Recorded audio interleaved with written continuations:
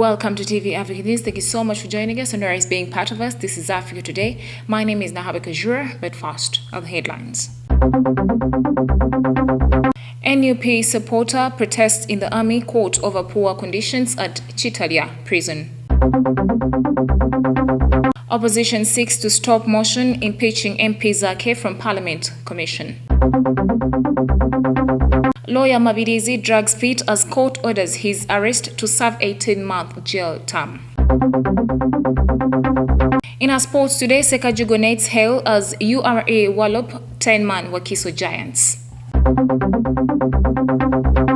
Anger and frustrations were displayed at the General Court Martial as one of the accused shouted at the judge seeking to be released from Kitadia Hospital, where he has spent close to 8 months. Now the accused, Kakwoza, is one of the 32 National Unity Platform supporters battling charges of illegal possession of explosive devices. We have the report. Kakwoza, while before the chairman, General Court Martial on Tuesday morning, Lieutenant General Andrew Guti angrily shouted at him, pleading to be released together with his co-accused, saying that they have been in prison for quite a while just because they are supporters of NUP Party President Robert Kyagulanyi Ssentamu, something he said shouldn't be a crime. This was after General Guti revealed to court that he couldn't proceed with the hearing of the bail application for the accused since it was not indicated at the cause list of the day, a thing which perturbed the defense side, which saying that it had filed that application prior and was surprised that the issue wasn't included. SB Kakwoza, lead defense counsel in the matter George Mosisi, condemned the act of laziness the court displayed for not including the matter of bail application on the cause list, saying that it is unprofessional for an institution like the General Court Martial. SB Mosisi military prosecutors say that between November 2020 and May 12, 2021, in diverse areas of Jinja, Mbale, Chireka, Nankulabye, Kawempe, Natete, and Kampala Central, Kakwoza and his co-accused were in possession of 13 pieces of explosive devices, which are ammunition, ordinarily the monopoly of defense forces.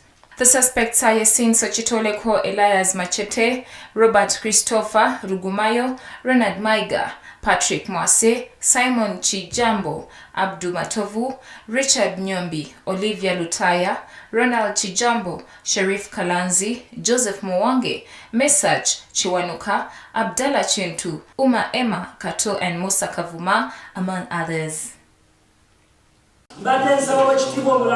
Batufuna nsonga za byabufuzi batubana kumalira Kyagulanyi nene wekinangwa tetugenda kufa kumula mwaka kuganyi byatembe byatembe batufuna kubeera nga twawakira Kyagulanyi tufiiridde mu kkomera okubala omwaka tetugenda kubeera nga tufa ku mulama tujja kwambala engule ne bamunaaba ddira munaaba tujja kwambala engule batufuna kuwakira Kyagulanyi omusango batufunaana Moving on in our top stories, the office of the Leader of Opposition in Parliament has written to the office of the Speaker of Parliament protesting a motion that is expected to remove Parliament Commissioner Francis Zake from office. We have the details. According to the letter, the motion is an ambiguous one and contravenes Rule 107, clauses 2 to 7, which demand a written notice being served to the office of the Speaker, articulating the grounds of the motion and the evidence thereof. Leader of Opposition, Mathias Impuga, stated that the parliamentary rules of procedure require that the grounds and evidence should be displayed at the members' notice board and a list placed at the Sergeant-at-Arms office for at least 1 out of 3 of MPs voting rights to sign. The Gulu West Member of Parliament, Ojara Martin Mapenduzi, who was nominated by the National Unity Platform as the head of the Local Governments Accounts Committee chairman in Parliament, moved a motion to evict NUP's Francis Zake Buteri as a Parliament Commissioner. Zake was also appointed as Parliament Commissioner by the same party that appointed Mapenduzi. Mapenduzi's motion was seconded by Amolata Woman Member of Parliament Atim Agnes Apea from the ruling National Resistance Movement. Also to second the motion was Soroti West Member of Parliament Jonathan Ebwaru and Busia legislator Geoffrey Macho, both independents. The legislators accused MP Zake of incompetence, lack of discipline, among other issues. Away from that, the High Court in Kampala has sentenced lawyer Male Mabirizi to 18 months imprisonment over contempt of court. Now, Mabirizi was recently ordered to pay a fine of 300 million shillings over contempt of court, but the state has since accused him to continue attacks against judicial officers. More details in this report. State Attorney Patricia Mutesi told High Court that Mabirizi has continued making contemptuous posts on his social media platforms in which he attacks Justice Musa Sikana and the judiciary. The state attorney said that it was only prudent that Mabirizi is found guilty of contempt of court and the best punishment would be sending him to prison. Mutesi noted that in one of his social media posts, Mabirizi described the 300 million shillings fine as being null and void, a statement she said was an attack on courts of law and the judiciary. In response, Mabirizi's lawyer, Noel Nue, asked court to allow his client come and explain himself over the said posts, adding that he was not aware of any court order stopping him from attacking judicial officers. He asked for more time to be able to defend himself over the matter. However, Justice Musa Sikana said Mabirizi has never presented himself nor filed any affidavits to defend himself over the accusations despite being summoned over the same.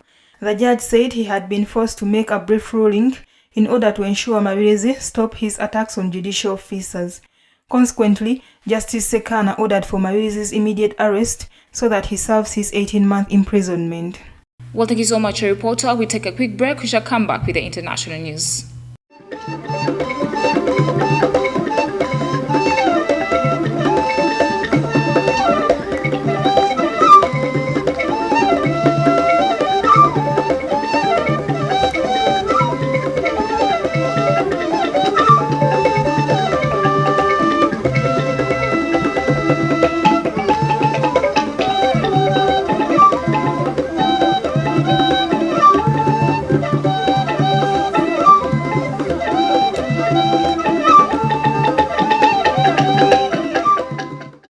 Well, thank you so much, reporter. We take a quick break. We shall come back with the international news.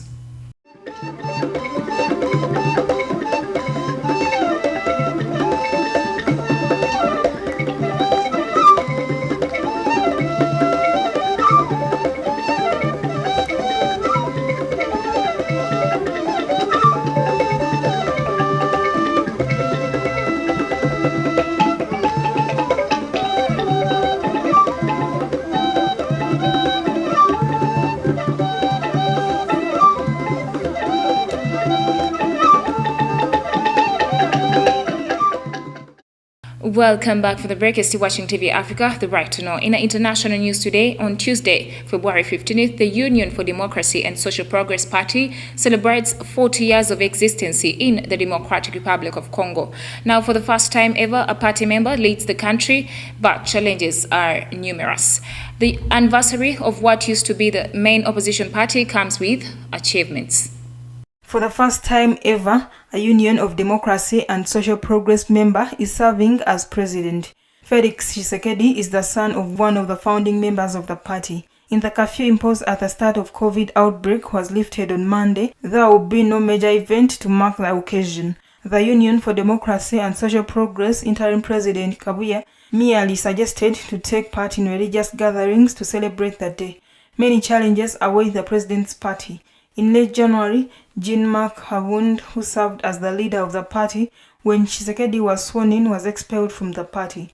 Last week, it's Francois Bear, the president's security advisor, who was arrested on suspicion of coup plotting. Next year's presidential and legislative elections will be a test as Tshisekedi bids to stay in power. Kenyan lawyer Paul sat before the International Criminal Court at The Hague to face accusations of bribing and interfering with witnesses in a case related to post-electoral violence in eastern Kenya in 2007 and 2008. Take a look at the story. Paul Gicheru, Kenyan lawyer and defendant on trial at the International Criminal Court, told Madam President that for the record, he pleaded not guilty. Gicheru is accused of paying significant amounts of money to ICC witnesses as well as incurring in intimidation in a case against Deputy President William Ruto. Speaking for the prosecution, James Stewart, ICC Deputy Chief Prosecutor, added that the investigation and prosecution of William Samoei Ruto and Joshua Arap Sang was beset from the outset with witness interference and intimidation problems, which continued up to and throughout the trial. He said that the evidence gathered in the investigation will show that the accused managed and coordinated a scheme to identify, locate, and corruptly influence actual and potential prosecution witnesses. He said that this was done through a combination of bribery and intimidation, adding that the actions of the accused and his associates led directly to the withdrawal and recanting of no less than 4 vital prosecution witnesses in the Butu and Sang case. The disputed 2007 elections in Kenya fueled tribal violence involving bows, arrows, and machetes that killed an estimated 1,100 people.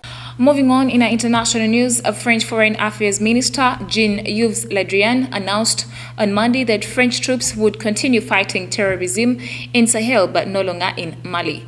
That is what Jean-Yves Le Drian, France's Foreign Affairs Minister, announced after a virtual meeting with European counterparts on Monday. More details in this report.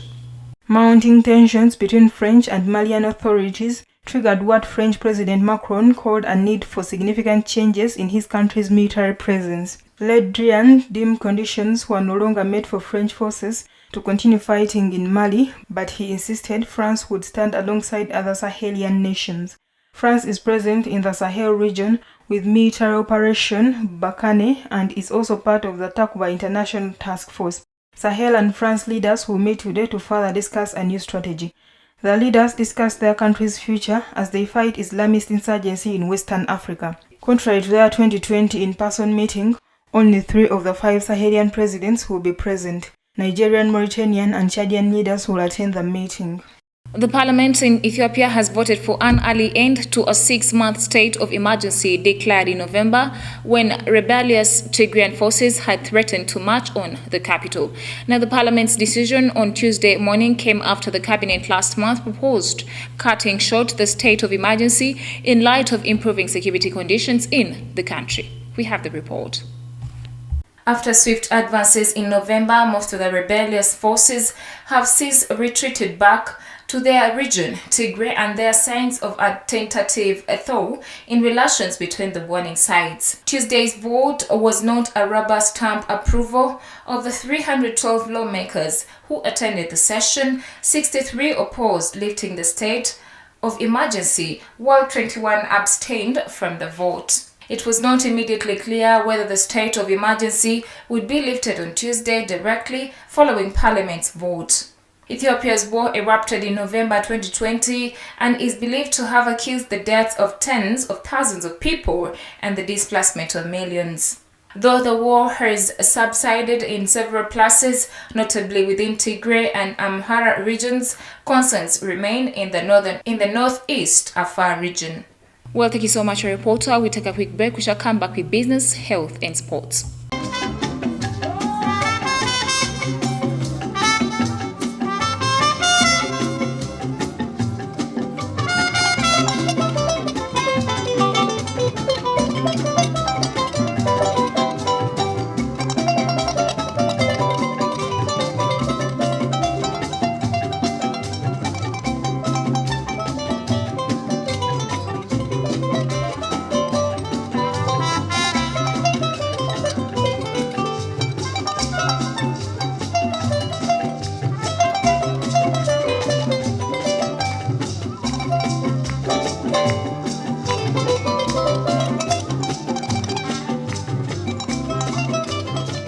In Ivory Coast, a group of conservationists and veterinarians are moving this increasingly endangered forest elephant to an area where the animal is less likely to be targeted by poachers.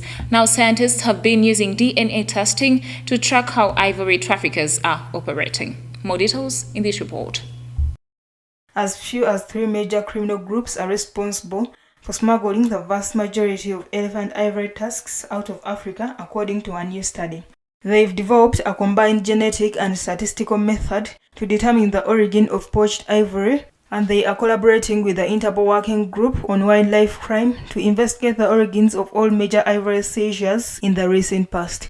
Researchers used analysis of DNA from seized elephant tusks and forensic evidence such as phone records, license plates, financial records, and shipping documents to map trafficking operations across the continent and better understand who was behind the crimes. The study was published on Monday, 14 February in the journal Nature Human Behavior.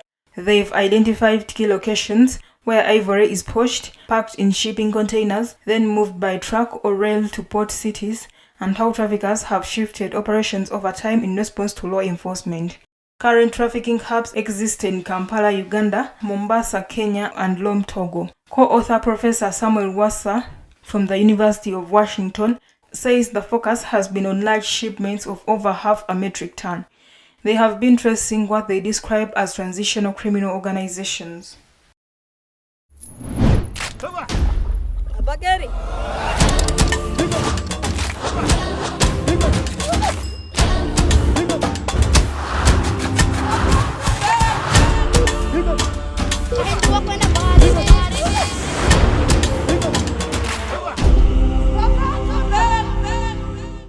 The Uganda Revenue Authority has intercepted over 10,000 kgs of illegal cosmetics products at Mini Price, Nalukolongo, in the Northern Bypass. The cosmetics were disguised under Movit Cosmetics products, abroad 2 trackers, registration plates UAU 839E and UBB 993F.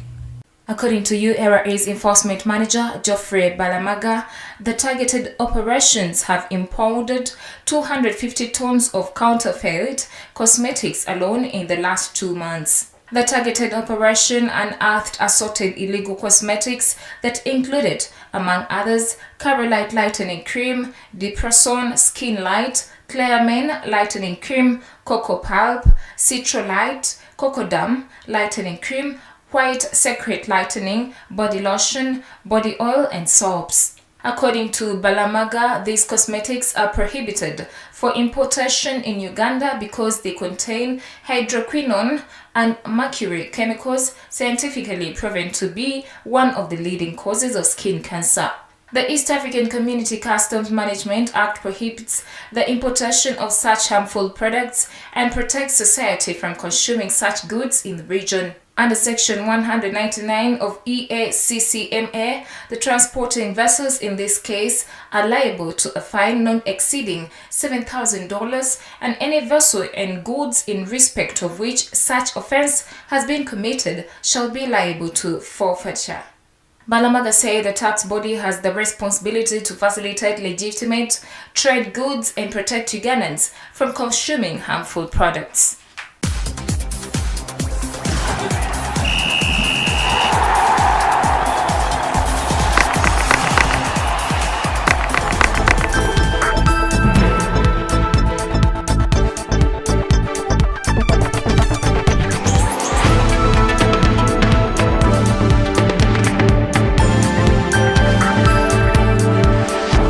In Africa Today Sports, URA humiliated a 10-man Wakiso Giants on March Day 18 of the 2021 to 2022 Uganda Premier League on Tuesday, February 15, 2022. Now, Viens Sekajugo was the star player in this duo with 4 goals to his name. According to URA's Enforcement Manager, Geoffrey Balamaga, the targeted operations have impounded 250 tons of counterfeit cosmetics alone in the last 2 months. The targeted operation unearthed assorted illegal cosmetics that included, among others, Carolite Lightening Cream, Depresson Skin Light, Clearmen Lightening Cream, Cocoa Pulp, Citrolite, Cocodam Lightening Cream, White Secret Lightening, body lotion, body oil, and soaps.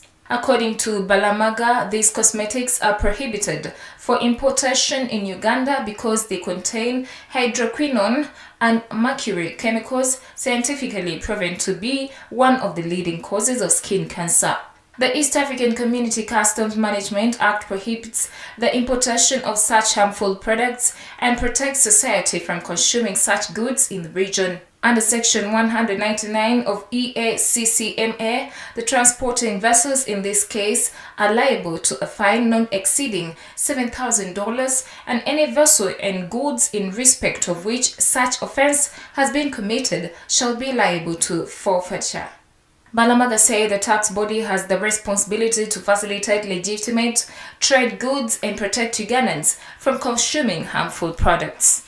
It is at this particular time that I thank you for being a loyal audience and always joining us. Don't forget to subscribe to our YouTube channel. We shall keep updating you. It is TV Africa, the right to know.